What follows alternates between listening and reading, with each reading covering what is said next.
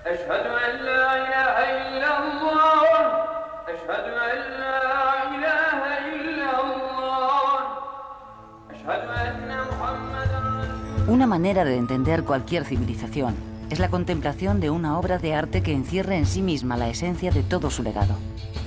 La grandeza de la cultura árabe en España encuentra su mejor expresión en la Mezquita de Córdoba. Este monumento religioso, único en Occidente, ha sobrevivido al paso del tiempo, convirtiéndose en un símbolo de los principales acontecimientos de la etapa musulmana en la península ibérica. Su origen y las sucesivas ampliaciones coincidieron con los momentos históricos en los que el poder musulmán estaba más consolidado.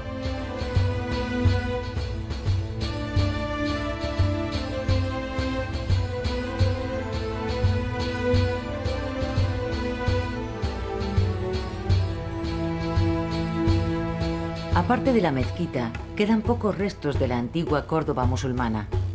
Pero los 8 siglos de permanencia del mundo islámico en la península han dejado importantes huellas en la cultura española. Córdoba, en su época de mayor esplendor, era tan bella y tan opulenta que solo la capital del Imperio bizantino, Constantinopla, podía superarla. Córdoba albergó en su tiempo un estado hispano-árabe unificado bajo la dinastía de los omeyas. La capital califal transmitió todo el legado árabe, conservándose en la actualidad, además de la mezquita, una parte de las antiguas murallas y ciertas calles que recuerdan por su trazado a los barrios comerciales de la Córdoba califal.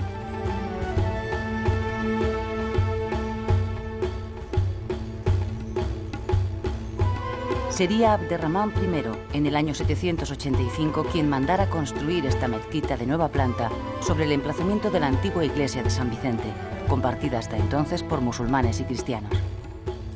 La ciudad de Córdoba se iba a convertir, durante casi 3 siglos, en la capital de la España islámica.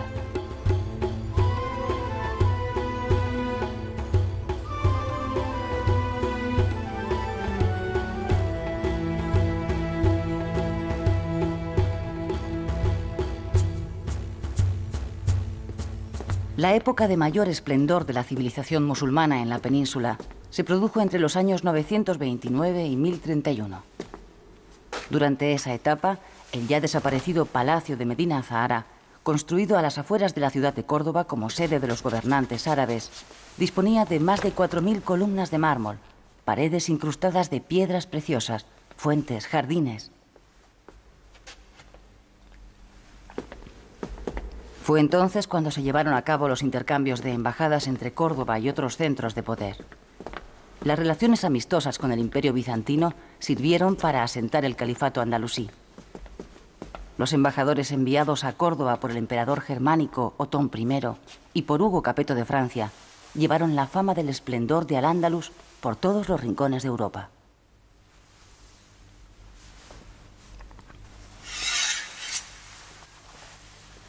Siempre que el califa quería impresionar a sus visitantes, hacía mover una bandeja llena de mercurio situada en el centro de la estancia. Entonces, el mercurio se reflejaba en el techo dorado y en los bloques de alabastro traslúcido del salón califal, provocando el asombro de todos los presentes.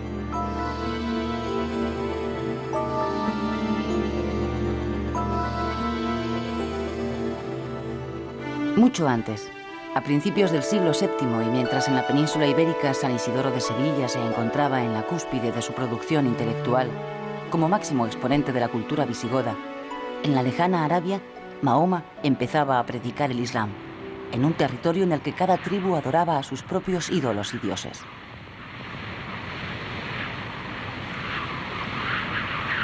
El islamismo, junto al judaísmo y el cristianismo, constituye una de las 3 grandes religiones monoteístas. Se trata de una religión basada en 5 principios: la fe, la oración, el ayuno, la limosna y la peregrinación a la Meca. El Islam niega a Jesucristo como hijo de Dios y proclama a Mahoma como el gran profeta de Alá, que es la denominación que los musulmanes dan a Dios.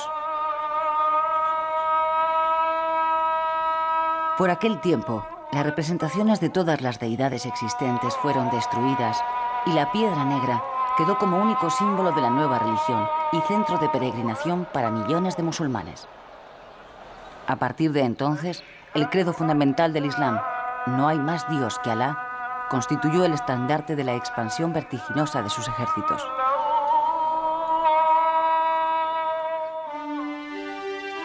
Solo 80 años después de morir Mahoma, los ejércitos de Alá habían conquistado Arabia, Mesopotamia, Siria, Palestina, la península del Sinaí, Egipto, Persia, Armenia y Tripolitania, llegando hasta el sur del Punjab. La ciudad de Damasco se convirtió en la capital del nuevo imperio islámico. En Occidente ganaron la ciudad de Cartago y el resto del Magreb. Tánger se conquistó en el año 708, y una vez tomada esta población, el paso a la península ibérica se convirtió en un eslabón más del proceso expansivo de la civilización musulmana.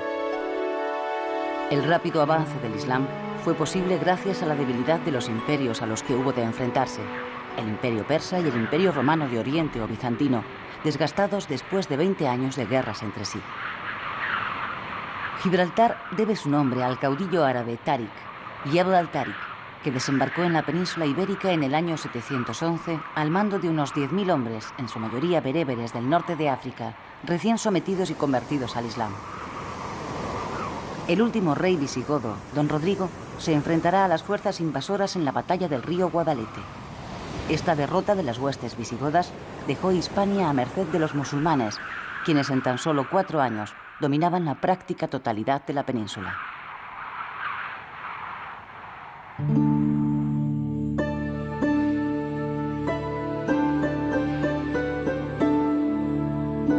Esta ermita de Quintanilla de las Viñas, en Burgos, construida en el último periodo de la monarquía visigoda de Toledo, es relevante por las incógnitas que plantea. Varada en el tiempo, es mundo romano y visigodo a la vez. Su aspecto de obra inacabada podría simbolizar la interrupción de la cultura hispano-visigoda. Sin embargo, no todo fueron batallas en el avance musulmán. Las tropas islámicas entraron en muchas poblaciones sin ninguna oposición, bien como aliados de los hijos de Bitiza, o bien instalándose mediante pactos con los nobles del lugar. Entretanto, la población de la península ibérica asistía indiferente al hundimiento de la monarquía visigoda. Varios años después, en la crónica mozárabe del año 754, un autor anónimo tomó conciencia de lo que había supuesto la pérdida de Hispania. Aunque todos los miembros se convirtiesen en lenguas, no podrían expresar los males sin cuento que afligieron a Hispania.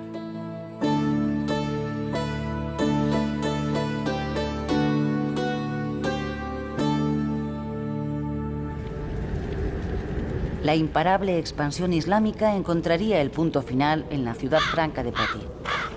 Su derrota en esta plaza, en el año 732, a manos de Carlos Martel, hizo desistir a los musulmanes de nuevos intentos de penetración hacia Europa.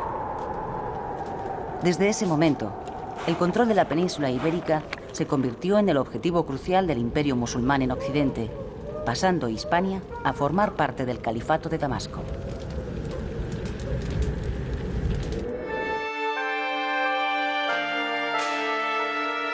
Tal vez se idealice la batalla que tuvo lugar en estas montañas de Covadonga, que en realidad no pasó de ser una pequeña escaramuza sin la menor importancia para los gobernantes de Al-Ándalus.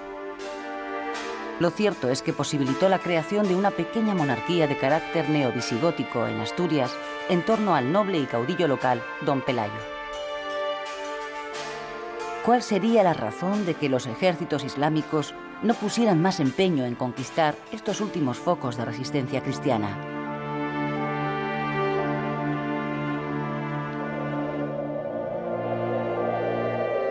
Este reino aprovechó la ausencia de guarniciones musulmanas en este área para extenderse hacia Cantabria y tierras galaicas en tiempos de Alfonso I. Los gobernantes islámicos instalados en Córdoba no vieron ningún peligro en aquella pequeña monarquía que había heredado y reunido unos principios religiosos y políticos de raíz hispano-goda. Además, las incursiones en la planicie de la cuenca del Duero consiguieron la retirada de la escasa población bereber de esa franja, formándose una zona baldía de protección ante posibles ataques musulmanes. Se establecieron en la península ibérica dos comunidades distintas que durante el espacio de 8 siglos mantendrán luchas encarnizadas, periodos de paz, pactos o conversiones religiosas, unas verdaderas y otras falsas. Pero siempre, cristianos y musulmanes se entremezclarán de manera irremediable.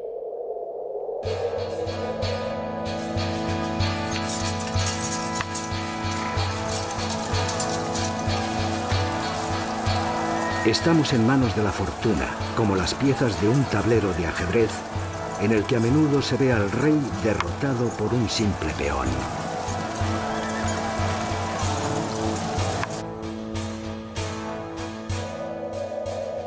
En juego estaba no solo el territorio, sino la primacía de una religión, el islamismo o el cristianismo. Desde el monasterio de Santo Toribio de Liébana vendría la reacción a la nueva fe implantada por la llegada de los árabes. La Iglesia, que había sido la institución más perjudicada por la penetración musulmana, consolidará entre los años 780 y 820 su posición real y teórica en el naciente reino asturiano. 2 circunstancias ayudaron a ello. La primera se sustentó alrededor de la polémica surgida en torno a una teoría que, alentada desde un Toledo dominado por los musulmanes, buscaba la conciliación de las 2 religiones. Esta herejía, que propuso considerar a Jesucristo solo como hijo adoptivo de Dios, encontró la categórica contestación de Beato de Liébana. Este monje mozárabe creó una obra comentada sobre el Apocalipsis que se hizo famosa en todo Occidente. La obra sería copiada, embellecida e ilustrada durante más de 4 siglos en los monasterios del norte cristiano, dando lugar a numerosos manuscritos, varios de los cuales han llegado hasta nosotros. Las posteriores condenas de los concilios francos a esta teoría herética facilitaron el camino a los jefes eclesiásticos de Asturias para romper su dependencia espiritual respecto a la sede primada de Toledo. Una nueva iglesia, combatiente frente al Islam, apareció en los núcleos de resistencia asturianos.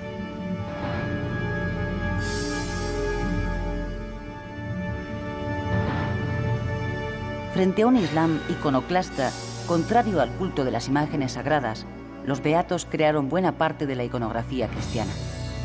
Sus páginas iluminadas guardan muchas claves de los inevitables enfrentamientos entre cristianos y musulmanes.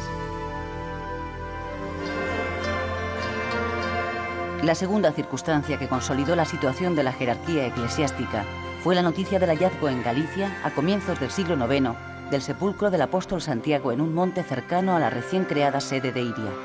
El lugar, Compostela, se convirtió enseguida en ruta de peregrinaciones. Más tarde, a comienzos del siglo XII, Santiago Matamoros será el símbolo de la resistencia cristiana frente al Islam, y el Camino de Santiago se convertirá en una vía importantísima de comunicación cultural, económica y religiosa con el resto de la Europa cristiana. A partir de la invasión musulmana del año 711, la mayor parte de la península ibérica se integró dentro del califato de Damasco. Los árabes denominaron a este territorio Al-Ándalus, que significa al que Dios guarde. El asentamiento progresivo en la península de árabes, bereberes o sirios dio paso a un periodo de luchas tribales que los musulmanes trasplantaron desde sus lugares de origen al territorio hispánico. Algo parecido sucedía en Damasco. La revolución de los abasíes en el año 750 acabó físicamente con los miembros de la familia omeya, trasladando la capital del califato a Bagdad. Solo un joven de apenas 20 años, Abderramán, consiguió escapar con vida de aquella matanza y huyó hasta desembarcar en la península. Abderramán entró en Córdoba, a la que fortificó, convirtiéndola en la capital del emirato. Allí fue proclamado emir, fundando la dinastía de los Omeya, que gobernaría Al-Ándalus hasta el año 1031.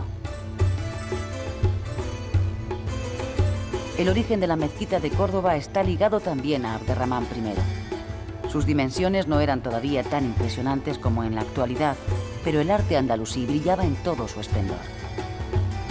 Durante esta época se consolidó un territorio peninsular árabe, islámico e independiente del califato de Bagdad. No obstante, después de un periodo de estabilidad, la confrontación entre las diversas tribus sería inevitable, lo que socavó los cimientos del Estado andalusí.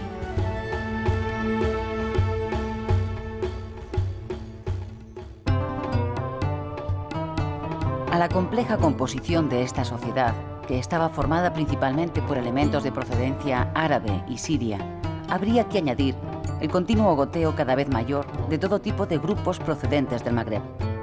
Se trataba de un conjunto de familias de distinto linaje que arrastraron a la península sus odios ancestrales, lo que no les impidió apropiarse y luego repartirse las mejores tierras. En estos repartos, el elemento árabe salió muy beneficiado en comparación con el bereber.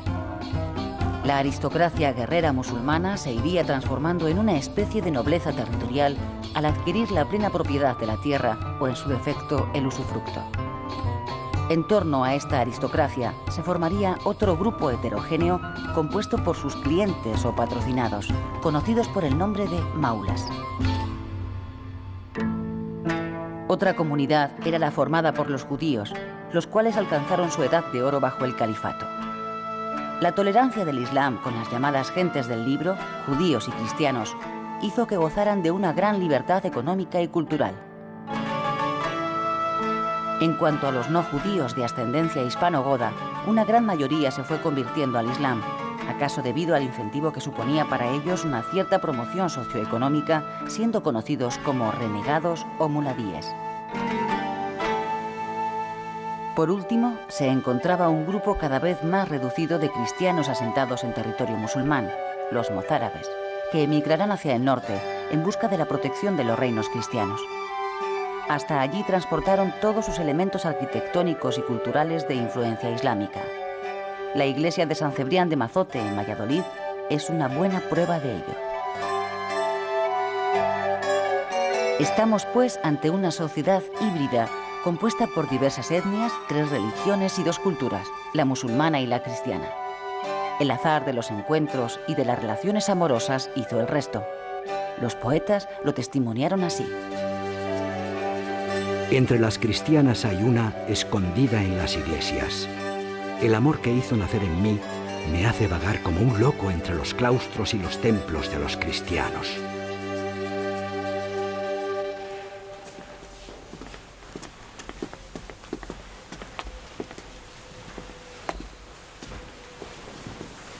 En definitiva, se trataba de una sociedad muy difícil de conciliar, aunque por fortuna también se gestó otra sociedad multirracial o multicultural que serviría de nudo entre Oriente y Occidente.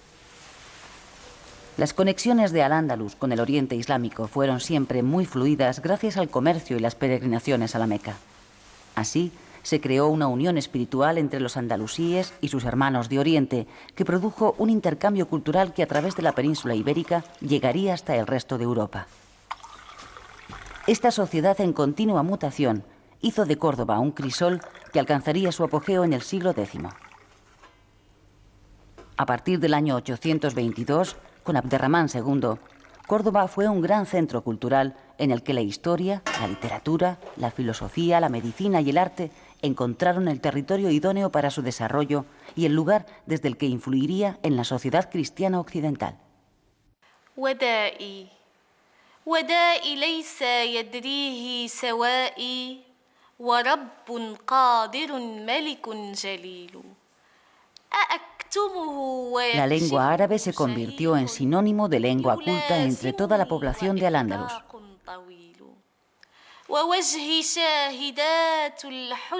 Esta constituyó una pieza clave en la implantación del Islam, y pese a que la mayoría de la población hablaba en lenguas romances, hablar árabe se convirtió en modelo de refinamiento y erudición.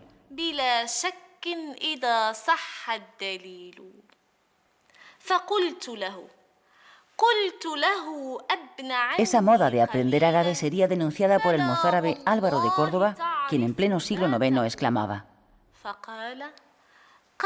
Muchos de mis correligionarios leen poesías y cuentos árabes y estudian las obras de los filósofos y teólogos mahometanos no para rebatirlas, sino para aprender a expresarse en el lenguaje árabe más correcta y elegantemente. Máximas como busca el saber desde la cuna hasta la tumba iban a marcar la tónica cultural en Al-Ándalus y en especial en Córdoba, en donde abundaban los hombres de letras y de ciencias. Las traducciones del griego al árabe y del árabe al latín que se llevaron a cabo en Al-Ándalus fueron también importantes en el florecimiento posterior de las escuelas europeas, como las de París, Oxford o Estrasburgo. Por esta vía llegó también a Europa el pensamiento de filósofos griegos como Aristóteles. قلت له كلامك ذا محال فما للدمع من عيني يسيل. El emir Abderramán II y los califas Abderramán III y Al-Hakam II fueron al mismo tiempo grandes eruditos y coleccionistas de las últimas novedades literarias. Asimismo, mandaron traducir las principales obras de la antigüedad clásica, crearon bibliotecas y levantaron notables mezquitas o centros de estudio de teología islámica. Apenas existió un político importante que no compusiera poemas, y las reuniones poéticas eran habituales en los palacios califales. وترياق الأفاعي ليس شيء ترياق الأفاعي ليس شيء سواه ببرء ما لدغت كفيل.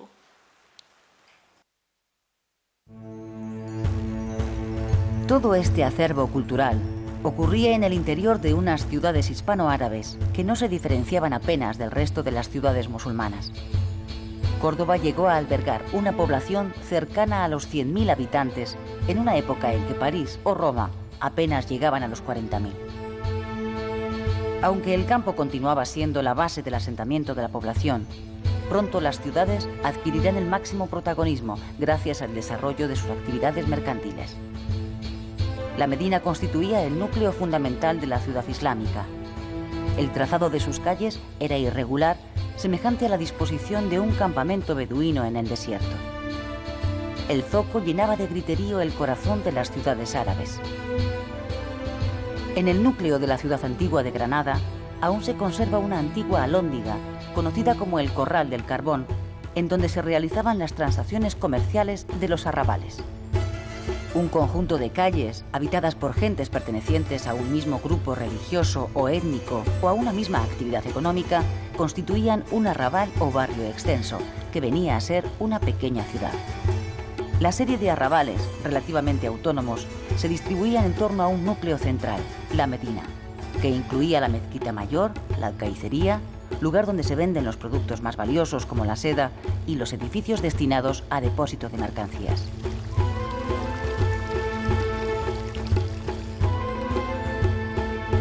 Entre las edificaciones de la ciudad árabe destinadas al uso público destacan los baños. Herencia de las termas romanas, los baños musulmanes eran lugares muy frecuentados en donde se purificaba el cuerpo a la vez que se hacía una cierta vida social. Los abundantes baños andalusíes, como en el resto del mundo islámico, constituyeron unos centros de higiene y reposo que fueron muy escasos en los estados cristianos de la Europa occidental en la Alta Edad Media. Los baños árabes solían tener de 3 a 4 salas, vestíbulo o zaguán, que era el lugar de descanso, sala de reposo, sala templada y sala caliente. La ciudad andalusí responde a unas costumbres y a una mentalidad muy distinta de las poblaciones hispano-cristianas. Las características de las viviendas musulmanas influyen con sus exigencias sobre la totalidad del plano urbano. La proximidad de las construcciones y la falta de aire que reflejan sus fachadas queda suplida por los patios interiores amplios, luminosos y en ocasiones ajardinados.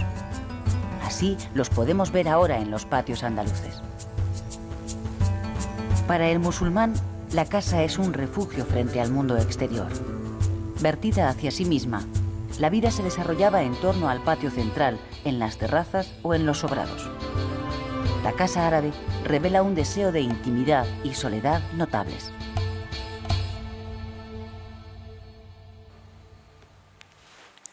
باب طي السر يلوم رجال فيك لم يعرفوا الهوى.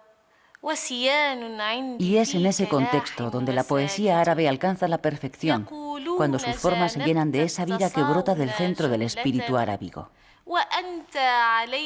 Como muestra de la erudición de esta época, sobresale el poeta, jurista, historiador, teólogo y filósofo Ibn Hazm de Córdoba, autor de El collar de la paloma, un tratado sobre el amor y los amantes fechado en la ciudad de Shatiba el año 1022. En sus más de 400 obras se muestra con un lenguaje crítico y mordaz contra el poder y la pobreza de espíritu. En Sobre la guarda del secreto, el poeta Inhazam escribiría estos versos. Las gentes saben que soy un mancebo enamorado, que estoy triste y afligido, pero ¿por quién? Cuando ven cómo me hallo se cercioran, pero si indagan se pierden en conjeturas. Mi amor es como un escrito cuyo trazo es firme, pero que se resiste a la interpretación. O como la voz de la paloma en el boscaje que repite su canción de rama en rama y cuyo murmullo deleita nuestros oídos, pero cuyo sentido es enigmático y oscuro. Me dicen, por Dios, dinos el nombre de aquel cuyo amor alejó de ti el sueño tranquilo. Pero nunca, antes de que logren lo que desean, habría de perder la razón y afrontaría cualquier desventura. Siempre estarán en la desazón de la duda, tomando la sospecha como certidumbre y la certidumbre como sospecha. تلد بأفواهه أسماعنا ومعناه مستعجم لم يبن. La incorporación de la península al imperio musulmán permitió recobrar la vocación mediterránea que los godos habían desviado y volver a las antiguas rutas del comercio. Las transacciones comerciales entre la sociedad musulmana y la cristiana fueron continuas. La afluencia de objetos valiosos llegados a los reinos cristianos desde Al-Ándalus puede observarse en la cantidad de bienes suntuarios que se conservan en monasterios o catedrales. Por lo que se refiere a las relaciones con el resto del mundo musulmán, la Hispania islámica parece reclamar solo objetos lujosos, a la vez que exportó, sobre todo a Egipto, la madera necesaria para las construcciones navales. La explotación de los bosques sirvió para desarrollar una notable industria naval, como lo demuestra la importancia de las atarazanas de Sevilla, Tortosa o Alcázar do Sal. Al-Ándalus era vista en el siglo X como generosa en seda, dulce de miel, completa de azúcar, iluminada por cera de candelas, abundante de aceite, alegre de azafrán.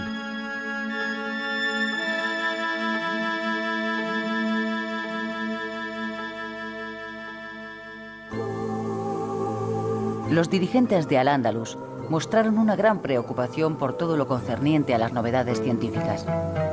En su época de mayor esplendor, los califas enviaron emisarios hasta las cortes orientales para que trajeran los últimos descubrimientos a Al-Ándalus. La cirugía árabe llevaba un adelanto considerable respecto a la latinoeuropea. Resultan sorprendentes las operaciones de enfermedades oculares.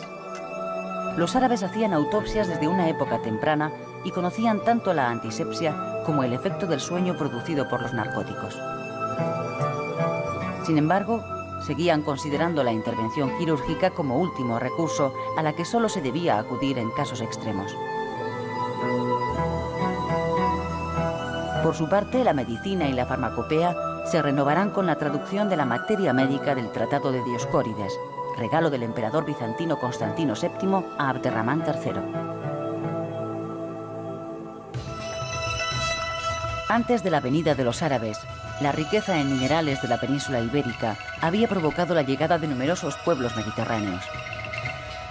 Los árabes continuaron con las explotaciones de épocas anteriores, como el hierro, plomo, mercurio u oro, que una vez tratados por manos artesanas expertas, hizo que se desarrollara una industria metalúrgica y una orfebrería cuyos centros más dinámicos se encontraban en los talleres fundados por Abderramán III en Medina Zahara. Estas ruinas pertenecen al poblado árabe de Bascos, situado en la provincia de Toledo. Los estudios arqueológicos han dejado al descubierto diversas dependencias que se corresponden con el trabajo de metales asociado a la minería. Además, el desarrollo de la industria artesanal contó con una cobertura de materias primas tan valiosas como el lino de la cuenca del Genil, la seda de Murcia y Granada o el esparto del área suroriental. Los brocados cordobeses, los repujados de cuero, los trabajos del vidrio o el papel constituyeron un importante apartado de la industria islámica. Las técnicas hidráulicas existían ya desde los tiempos romanos, pero los árabes perfeccionaron su funcionamiento completando un ingenioso sistema de acequias o de norias como la de Alcantarilla, en Murcia. Los árabes se hicieron acompañar de agricultores originarios de Siria y del norte de África, regiones en las que se practicaba el arte de irrigar tierras de secano por medio de canales, aljibes, pozos con garrucha y fosos de filtración. Entre las producciones más importantes de la agricultura peninsular estarían los granados, el arroz, la caña de azúcar, el algodón y los naranjos. La trilogía mediterránea, constituida por el trigo, el olivo y la vid, siguió siendo la base agrícola de los musulmanes. El patio de la mezquita de Córdoba mantiene los 4 árboles que mejor caracterizan la arboricultura musulmana: el olivo, el ciprés, el naranjo y la palmera. Además, los musulmanes introdujeron otros muchos cultivos, plantas y árboles frutales.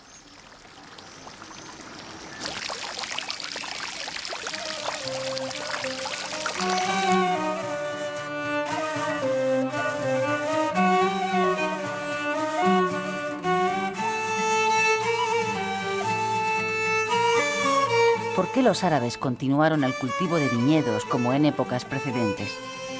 Pese a la prohibición coránica de beber vino, todas las clases sociales lo hacían. La ebriedad provocada por el vino podía ser parábola de éxtasis espiritual. La mística islámica ha utilizado tanto la poesía amorosa como la báquica en el sentido figurado.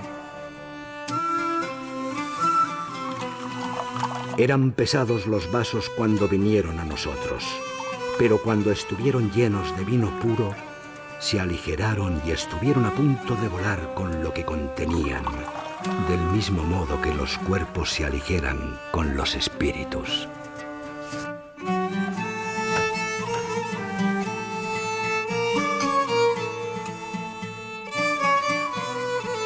Parecido a lo que ocurre en la actualidad, el consumo y disfrute del vino estaba presente en las relaciones sociales de la España musulmana. Dentro de este contexto intimista, merece destacarse al célebre músico Ziryab, que revolucionó las modas del vestir, la cocina y la cosmética. Ziryab era un virtuoso del laúd, que estableció también un orden al presentar los platos, empezando por las sopas, siguiendo por las carnes y los pescados, para terminar con diferentes dulces a la moda oriental. Además, hizo usar depiladores, dentífricos y perfumes.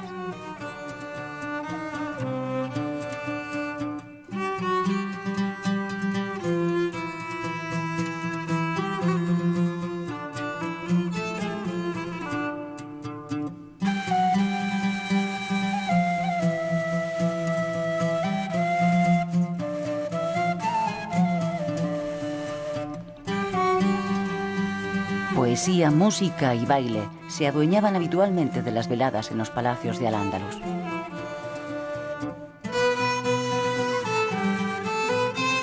¿Cuántas veces muchachas jóvenes, blancas y morenas, hacían con mi alma lo que hacen las hojas blancas de las espadas y las puntas morenas de las lanzas? Una de ellas pasaba la noche sirviendo el vino embriagador de sus miradas y en otros momentos el de su copa o el de su boca.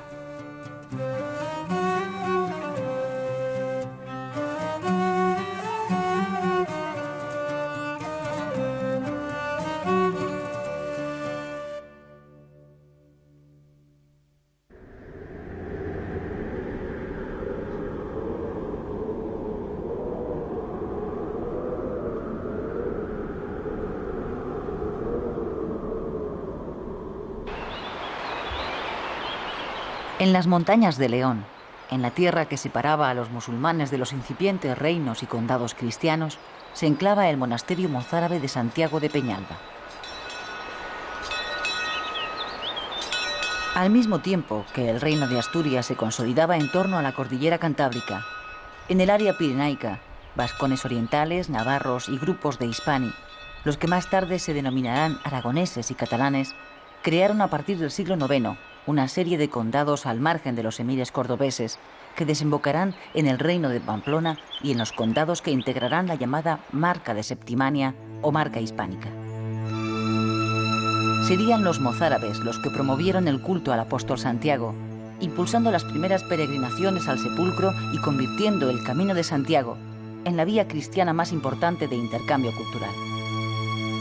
La mayoría de los monasterios que se levantaron en los nuevos territorios conquistados tenían su estilo, siendo asimismo monjes mozárabes los que trabajaron de copistas en todo tipo de obras que ayudaron a conformar el pensamiento cristiano de la Edad Media. Los mozárabes no solo aportarían a estas tierras un tipo de arte de clara influencia islámica, sino que llevaron la idea de reconquista contra el imperio musulmán.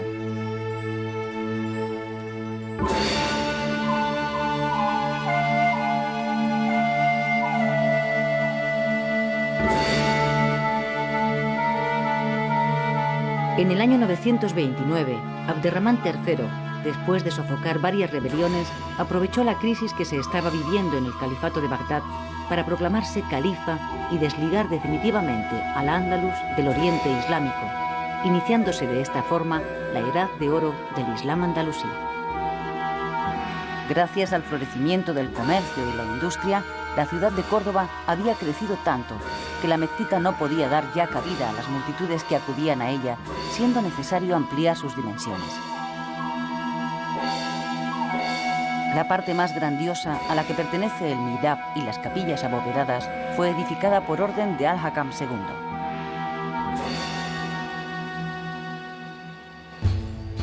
Con la llegada de este segundo califa, se realizó una nueva ampliación en la mezquita.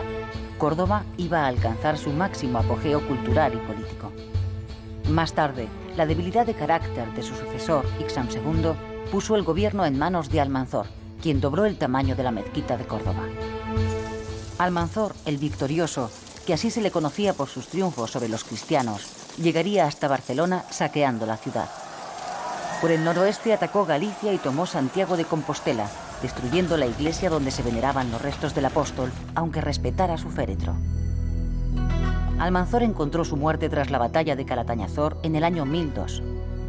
Con su muerte empiezan de nuevo los enfrentamientos entre las tribus islámicas. A consecuencia de estas luchas, el palacio de Medina Zahara sería saqueado, y la misma suerte corrió el otro palacio que Almanzor se hiciera construir en el lado opuesto de la ciudad. El caudillo árabe combinaba el arrojo que le permitió emprender 52 campañas victoriosas con el ademán cortés y las maneras seductoras. Le acompañaban en sus expediciones numerosos poetas y escritores que irradiaban y magnificaban sus hazañas bélicas y también sus rasgos de virtud e ingenio. Una vez desaparecido el espíritu unificador de este dirigente árabe y con el poder de Córdoba en disputa, se produjo la disgregación del califato en una serie de pequeños estados que se conocerán como reinos de taifas.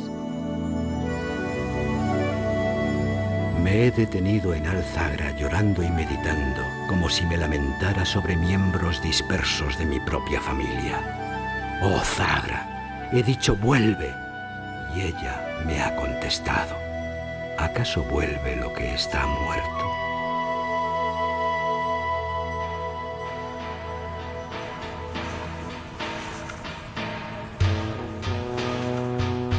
Con la desintegración del califato de Córdoba, los reinos cristianos que se habían replegado durante las acometidas feroces de Almanzor volvieron a tomar la iniciativa. Los movimientos de sus peones, alfiles, caballos, damas o torres resultaron mucho más eficaces, aunque el jaque mate no se iba a producir hasta pasados 4 siglos. Las espadas desnudas del relámpago jugaron como piezas del juego del ajedrez en manos de los jugadores.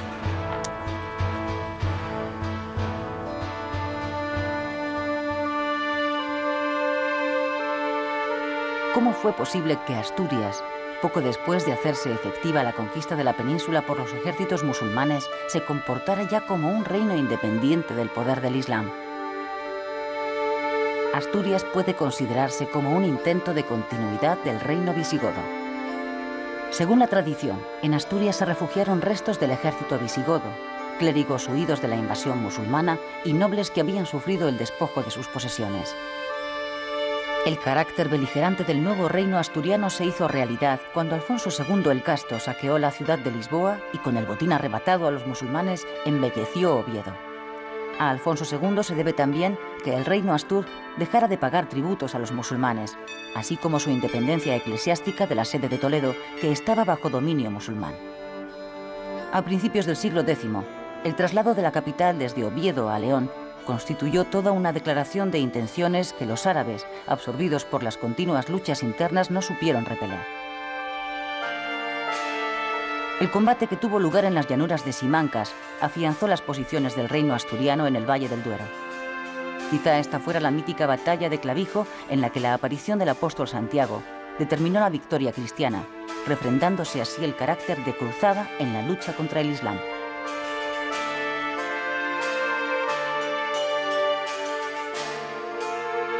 San Julián de Prados se construyó durante el reinado de Alfonso II.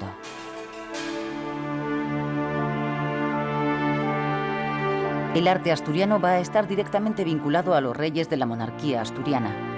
La concentración de poder en sus manos, unido a su fervor religioso, hizo posible la creación en pocos años de un gran número de edificaciones civiles y religiosas en un espacio geográfico pequeño.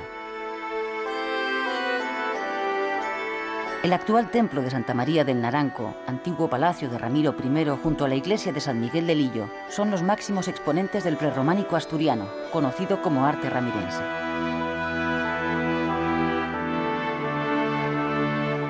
La pretensión por parte de los monarcas asturianos de constituirse como una continuación de la monarquía visigoda se verá truncada cuando Alfonso III es destronado por sus propios hijos y se dividen el territorio, proclamándose reyes de León, Asturias y Galicia respectivamente.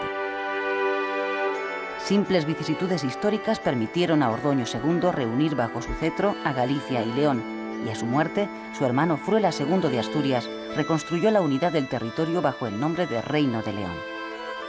Pero los condes de los territorios más orientales, los de la zona de Castilla, mantendrían una actitud desafiante con su soberano, que culminará cuando el conde castellano Fernán González reclame la independencia de su condado.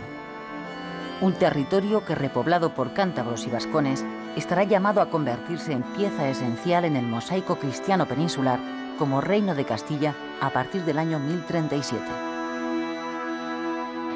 Sobre el tablero peninsular, cristianos y musulmanes compiten por cada cuadrícula de tierra. El ejército ha producido tal conmoción sobre la tierra de los enemigos que el suelo ha sentido un profundo terror. Se veía el agua de las hojas de las espadas inclinarse al correr y el tizón del fuego del valor arder violentamente.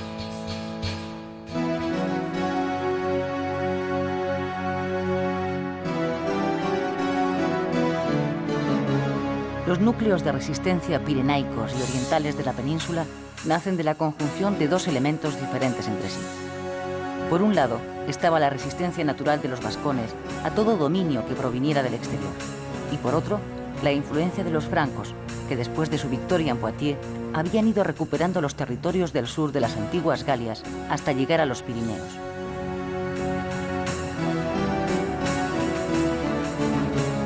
El interés de Carlomagno por asegurar la frontera sur de su imperio le llevará a traspasar los Pirineos en un intento de someter a los vascones de Pamplona. Malogrado el intento franco de tomar Zaragoza, a su regreso, la retaguardia del ejército de Carlomagno sería derrotada en el paso de Roncesvalles por los vascones. Esta hazaña épica, que tuvo una gran repercusión en Occidente, sería inmortalizada en la conocida Canción de Roldán. Se trata del más antiguo cantar de gesta conservado en Francia. La Canción de Roldán fue escrita probablemente a comienzos del siglo XII, unos 30 años antes del Cantar de Mio Cid. El fracaso de Carlomagno en Occidente se vería compensado en el otro extremo del área pirenaica, Urgel, Cerdaña y Gerona. Los pobladores de estas zonas, ante la amenaza que constituía el poder de los musulmanes, optaron por buscar el apoyo del Imperio carolingio. Barcelona sería conquistada en el año 801 por Luis el Piadoso, hijo de Carlomagno, ciudad que a partir de entonces se convertiría en plaza fuerte fronteriza y sede condal.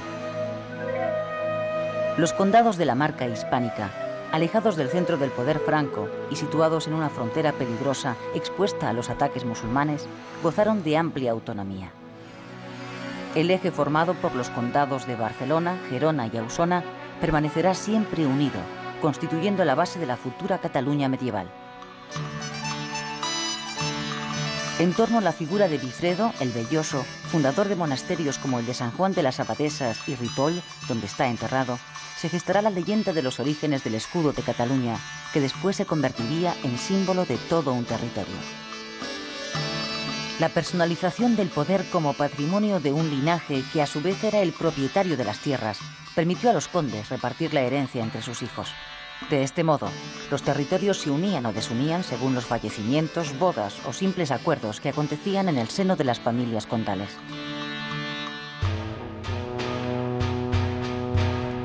La estrategia cristiana de ocupación del territorio avanza lentamente, movimiento a movimiento.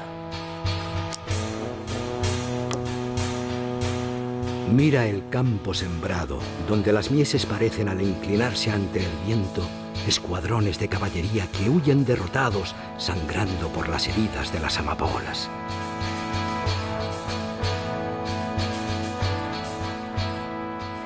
Un tercer lugar de resistencia cristiana se formará alrededor del alto valle del río Aragón y de los actuales valles de Navarra y el País Vasco.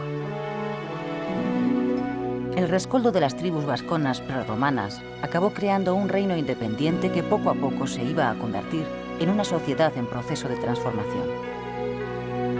Los señores de la tierra y de la guerra, dominadores de un campesinado sometido a servidumbre, serán la base de una sociedad que irá cambiando por la impronta cristiana debido a las estructuras eclesiásticas como la parroquia o el monacato.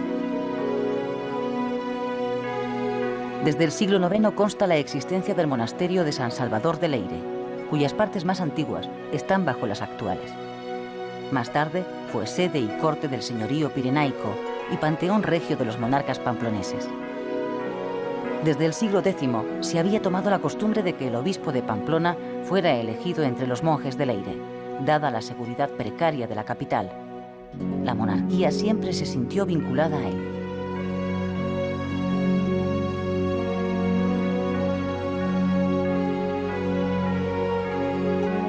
Sancho Garcés I sería el creador del reino de Pamplona y de una estirpe de reyes que durarán 6 generaciones. Pamplona fue desde el principio raíz y capital del reino que aglutinó una serie de territorios en el espacio político pirenaico occidental, creados en torno a la ciudad y a su sede episcopal. Sancho III el Mayor sería el fundador del monasterio de Suso, que situado en La Rioja, muy cerca de Navarra, acogerá el origen del idioma castellano. En ese momento, los dominios del rey pamplonés abarcaban desde Palencia hasta Roda de Isàvena, mientras que la frontera con el Islam pasaba por poblaciones como Loarre, Murillo, Biel o un castillo. Sancho III llegó a intitularse Rey de las Españas a raíz de su matrimonio con Doña Sancha, heredera del condado de Castilla. Pamplona era entonces el reino cristiano más poderoso de la península. El testamento de Sancho III el Mayor, fruto de su política matrimonial y de sus conquistas, supuso la crisis del reino de Pamplona. A causa de esta herencia, se crea el nuevo reino, mucho más debilitado para su hijo mayor, García Sánchez III, un condado de Castilla para su hijo Fernando I, primer rey de Castilla, el reino de Aragón para su otro hijo Ramiro I, mientras que Sobrarbe y Ribagorza quedaban para su último hijo Gonzalo. A causa de esta sucesión nacían 2 nuevos reinos, Castilla y Aragón.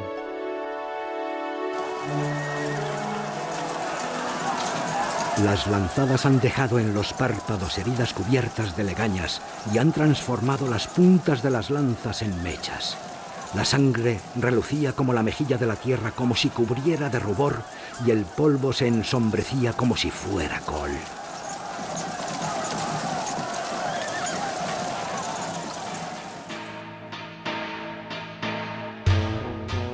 Después de la muerte de Almanzor y con la división del califato en reinos de taifas, el poder de los musulmanes se debilitará, mientras que los cristianos del norte peninsular acumulan cada vez más fuerza y poder.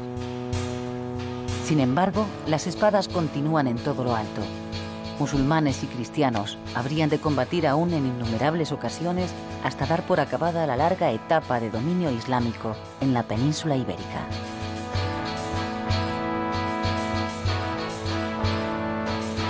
¿No visteis que el peón de los infieles cristianos había hecho dama, mientras que nuestro rey, estaba en las últimas casillas en jaque mate.